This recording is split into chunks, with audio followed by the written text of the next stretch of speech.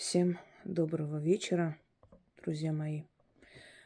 Показываю вам алтарь с близкого расстояния, потому что вам нужно будет подготовить и украсить примерно такой же алтарь.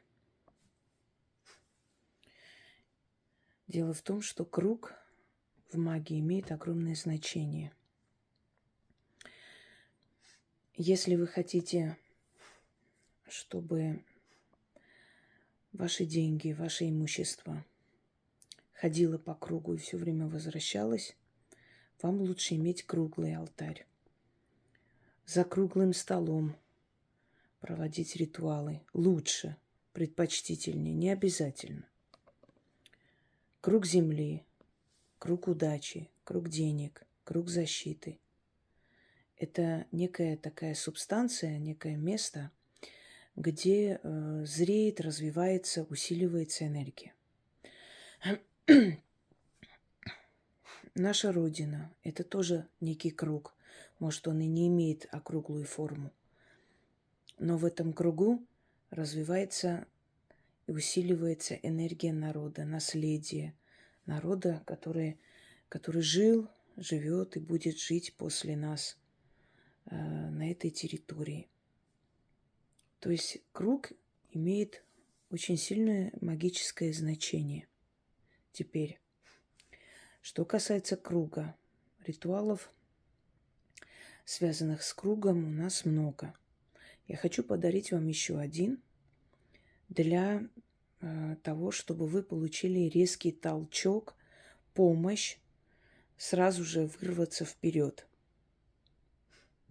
Вам нужно будет соорудить некий круг из золота или серебра. Вы можете сделать таким образом, вот как здесь, например, показано, различные здесь, в основном кольца я выбрала, различные украшения, которые собраны в круг.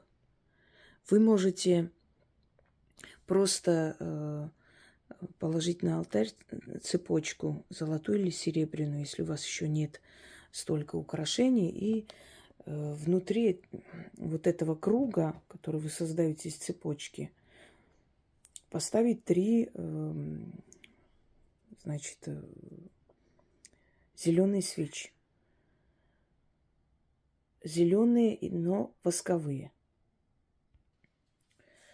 Хочу ответить на вопрос, обязательно ли должна быть статуя Фортуны. Я вам уже отвечала, что ритуалы на удачу, на деньги можно читать и без статуи. Но я хочу вам объяснить еще раз, что чем больше вы уделяете внимания, чем с большим уважением вы относитесь к алтарю, к богам, к изваяниям богов, тем больше вы оттуда получаете силу и помощь, тем сильнее ваша связь с силами удачи. И если кому-то интересно, откройте, пожалуйста, мои лекции о деньгах. Закон денег, 10 шагов к богатству и так далее. И посмотрите внимательно. Потому что не только заговоры, но и советы могут помочь человеку подняться и добиться своей цели. То, что удача нужна, и что сила денег, сила богатства, связи очень многое решают в нашем мире, вплоть до того, что решают судьбы народов, мы с вами не раз убеждались в этом. Да и вообще мне понравилась фраза, которую высказала Ирина Аллегрова, да, она сказала: «Я всегда хочу, чтобы у меня были деньги, я всегда готова работать и зарабатывать, у меня всегда должны быть деньги, потому что вдруг кому-то понадобится помощь, а я не смогу помочь». Вот это тоже очень важная часть, когда люди говорят: вот не жили богато и не надо. Это фразы тунеядцев, это фразы маргиналов, которые ищут оправдание своей, знаете, бесполезности, своей лени и нежеланию ничего в этой жизни делать. деньги приходят в вашу жизнь не только для вас. Если у вас нет денег, как вы можете помочь кому-либо в трудную минуту, если самим есть нечего? Согласны? Вот о чем надо задуматься, что вы обязаны и должны хорошо жить хотя бы для того, чтобы суметь своими возможностями помочь и другим людям. Итак, зажигайте эти свечи, 3 раза читайте заклинание, ждете, пока свечи погаснут, после чего можете собрать алтарь, а свечи нужно где-нибудь спрятать, и огарки свечей. Вот оставьте, когда уже догорит до определенного там предела, вот чуть-чуть останется, просто потушите, можете пальцами тушить, можете гасильником, лучше гасильником. Не нужно дуть. Ничего особо такого не произойдет, не испортится изначальный замысел, но в любом случае лучше их гасить гасильником или пальцами. И храните у себя.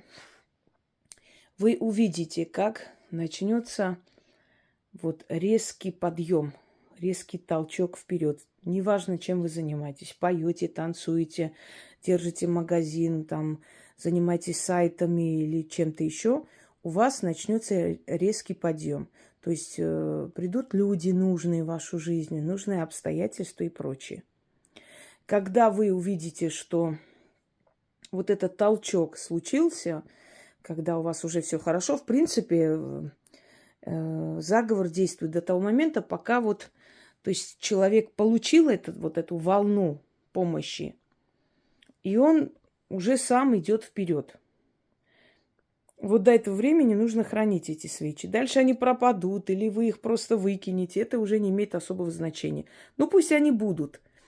Если вы забудете, куда положили, или вы увидите, что вроде бы немного ослабевает эта волна, да, чуть-чуть как-то слабее стала работать, просто переделайте еще раз. Каждый раз обновляя. Денежная сила – это та сила, капризная сила, которая все время требует подпитки. Вы заметили, какие красивые фортуны начали делать и продавать? Раньше такого не было. Лет 10 назад вообще фортуну найти было очень непросто. Но, видимо, когда культ фортуны стал очень популярен, да, и люди начали делать эти ритуалы, получать результат, они начали искать ее везде. И, собственно говоря, вот мастера дали плод своей фантазии. Ну, мы не против. Нам это очень даже на руку и очень, очень даже приятно. Итак, зажигаем свечи и читаем 3 раза. Значит, говорю еще раз.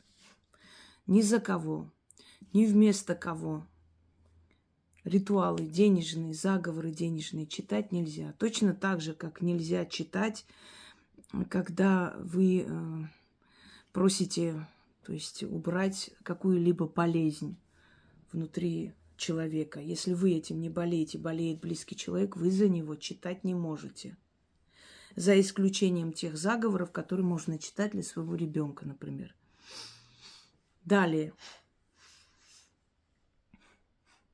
Читать за других, за своих близких, родных, любимых можно только защитные заговоры, и то только те, которые именно для этого предназначены. Но если вы мать семейства, отец семейства, и вы читаете для себя заговоры, вы понимаете, что кровь – это великая сила. Как говорил Волан, да, кровь, великое дело кровь, или как он сказал, да, кровь – это нечто такое, что никогда не меняется. Через свою кровь, через свою генетику мы можем защитить своих детей, мы можем помочь им хорошо жить. Даже если ваши дети в это не верят, не хотят, но вы читаете заговоры удачи, денег и так далее для себя, вы можете заметить, что у вашей матери, у вашей дочери, у вашего сына, у внука начинается карьерный рост, взлет. Почему это происходит? Потому что вы с ними связаны кровью. Когда удача приходит в вашу жизнь, она приходит и в их жизнь в том числе, понимаете? Вот в этом случае вы можете для себя, начитывая, помочь им тоже, но для себя. Только таким образом. Если даже вы не работаете, если даже вы сидите дома, но вы начитываете, ваш муж хорошо начинает зарабатывать, у него больше заказов, если он на себя работает, например. Ваш сын, ваша дочь. Поэтому не ленитесь. И еще раз говорю, а можно я проведу для дочери, для сына и так далее? Нет. Как мне одна женщина сказала, что а можно я проведу от бесплодия, у дочери не может родиться ребенка, можно я проведу, она не хочет провести. Я говорю, а вы сами будете рожать от своего зятя? Я понимаю, что ей показалось, что это очень по-хамски, грубо, обиделась. Но, извините меня, можно я проведу от бесплодия, а родит моя дочь? Но спать же с этим мужчиной не ты будешь, правда? Понимаете, вынуждают, чтобы вот так вот грубо и вот просто так вот им ответить. Или достаточно вот просто послушать, и у нас все будет хорошо. Иногда человек, просто слушая заговор, может пропустить через подсознание, и действительно у него начинаются какие-то перемены. Но это в редких случаях, когда он просто слушает эти слова и пропускает через себя. Но в принципе его надо делать, самому просить. Это все равно, как посмотреть на голову мужика и забеременеть. Вот я просто посмотрю на него, а потом я рожу. Можно это, возможно. Ну, смешно, правда? Настолько обленились люди, что даже читать им лень. Они хотят просто посмотреть, чтобы так... Ну, это, с одной стороны, это еще заслуга всяких магуек и аферисток, которые говорят, что достаточно посмотреть или послушать, и у вас все будет хорошо. Понимаете? Это просто... Ну, это как через зеркало посмотреть на хлеб, не знаю, через стекло увидеть еду и насытиться. Ну, вот просто вот задумайтесь над этим. Что такое заговор, просьба, обращение к силам? Если ты не обращаешься, как они могут услышать и помочь?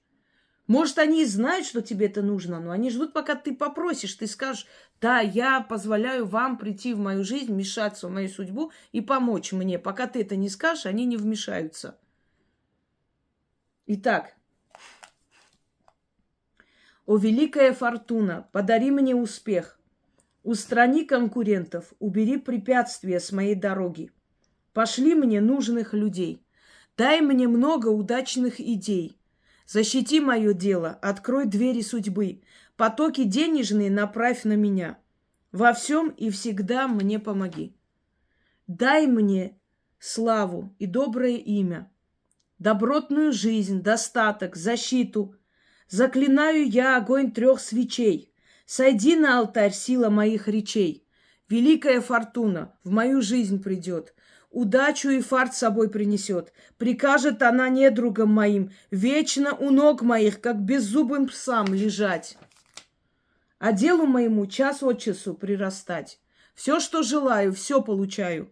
Богатство, славу, деньги, дары, любовь и уважение.